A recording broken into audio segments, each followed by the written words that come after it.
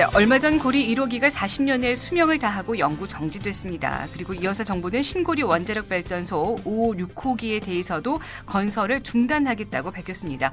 공정률 29%에 가까운 신고리 원전 건설을 중단하는 것, 정부로서도 결코 쉽지 않은 결정이었을 텐데요. 그래서 지금 이와 관련해서 지역 내에서 환영의 목소리가 커지는 만큼 또 반대로 우려와 비판의 시선도 만만치가 않은데요. 자, 그래서 오늘 구사구의 창에서는 이 원전 문제에 대해서 함께 짚어보겠습니다. 최인호 더불어민주당 원전안전특위 위원장 전화 연결하겠습니다. 안녕하십니까, 위원장님? 네, 안녕하세요.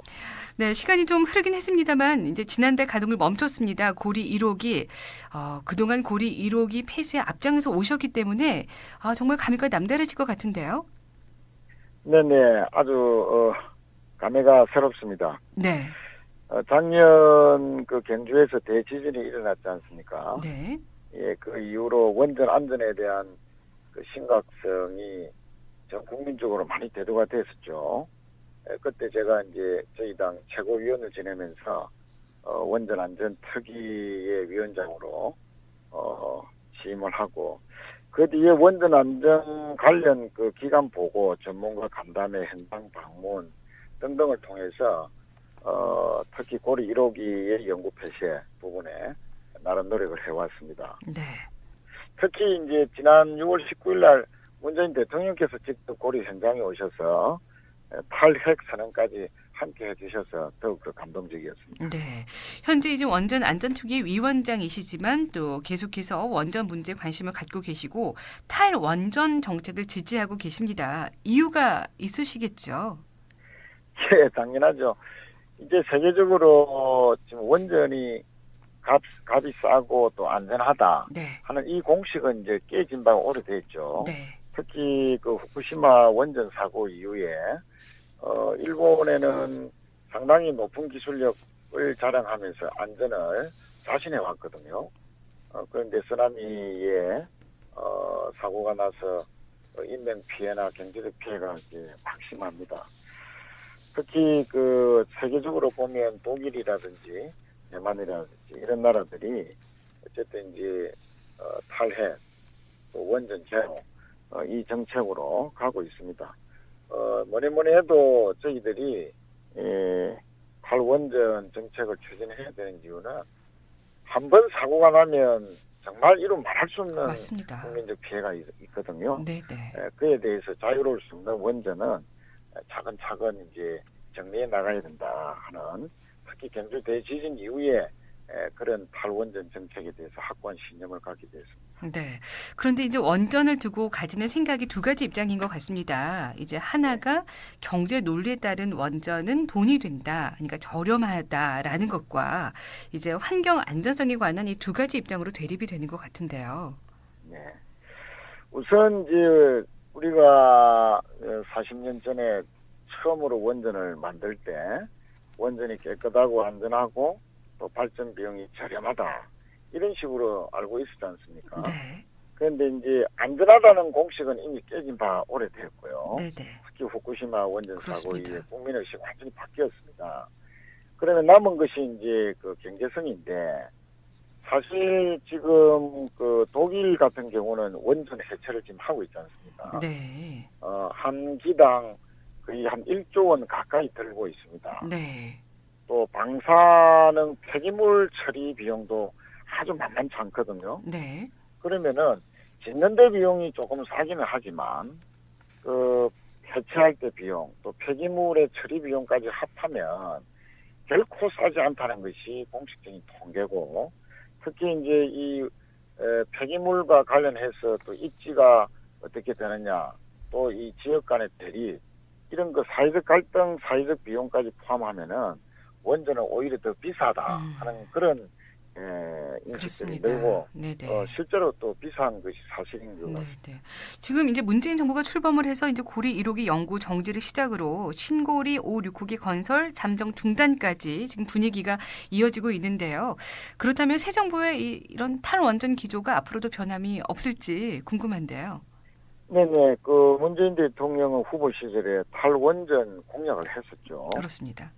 그런데 탈원전이라고 해서 갑자기 몇 년 사이에 원전을 다 해체하는 것은 아니고요. 수명이 다한 노후 원전은 이제 수명을 이제 연장하지 않고 또 신규 원전을 짓지 않으면 우리나라가 평균 1년에 하나씩 해체를 하면 약 한 30년 후에 원전이 이제 전력으로서는 이제 의미가 없는 탈원전 시대가 오겠죠. 네. 그래서 우리나라의 탈원전 정책은 점진적이다.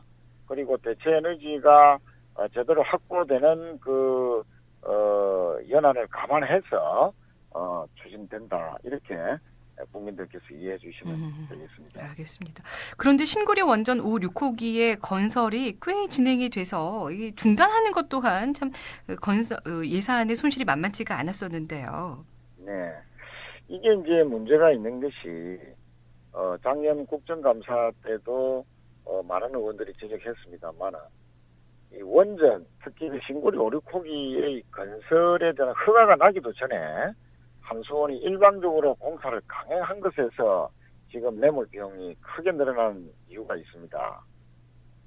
그리고 실제 지금 건설과 관련된 공정률은 10%가 채 안 되거든요. 아, 네. 그렇습니다. 그래서 이 신고리 5, 6호기에 일방적인 공사의 강행 이런 것이 이제 문제가 되고 특히 이제 작년에 지진이 일어난 이후에 신고리 5, 6호기 건설을 할 때 지진과 관련된 안정성 점검을 사회학계에서 요구를 했는데도 불구하고 네.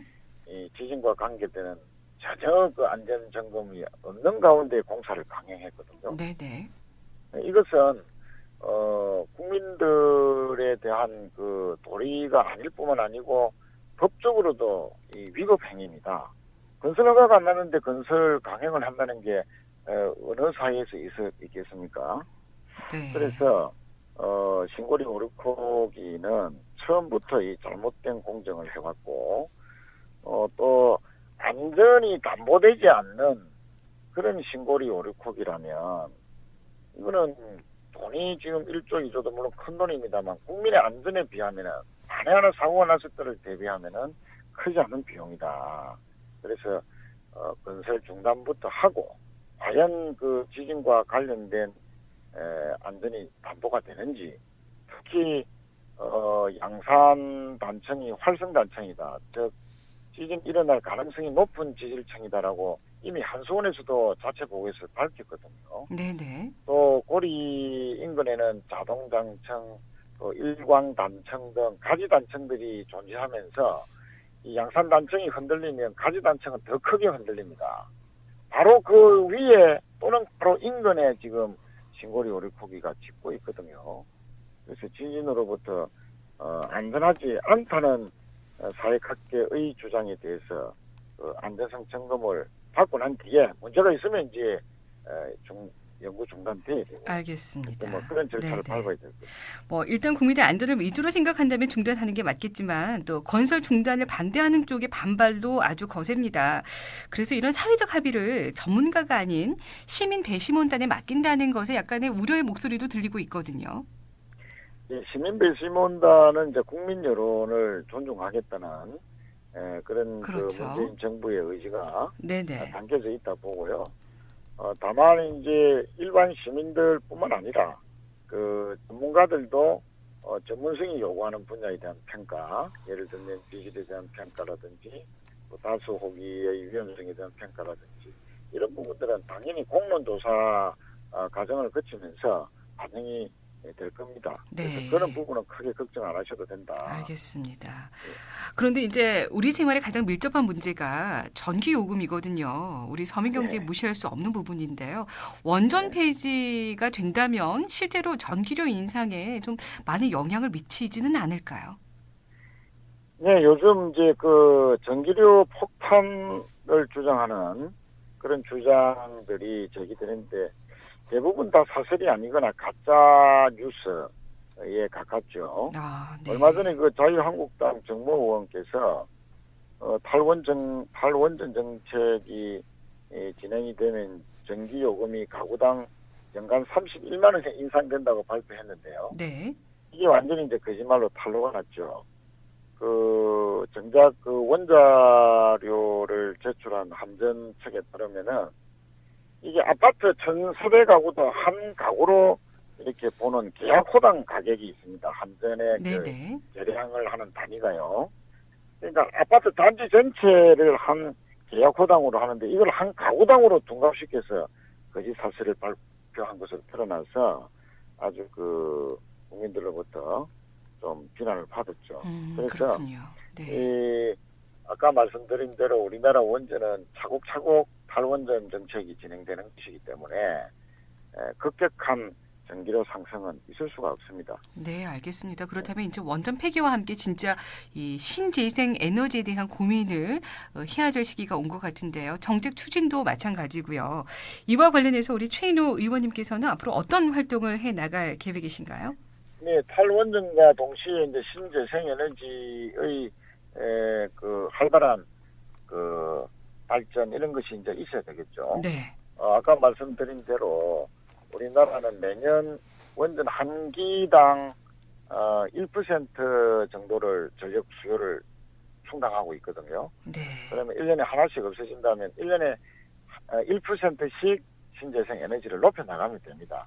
그러면은 지금 현재 원전이 차지하고 있는 전력 수급률이 30%니까 신재생 에너지를 1%씩만 연간 올려도 30년 후에는 탈원전이 되더라도 신재생 에너지로 다 대체가 되죠. 예, 알겠습니다. 국민의 안전과 더불어서 가계도 함께 생각하는 그런 정책을 꼭 펼쳐주시기를 기대하겠습니다. 자, 오늘 구사구의창 최인호 더불어민주당 원전안전특위 위원장과 함께했습니다. 오늘 말씀 감사합니다. 네, 고맙습니다.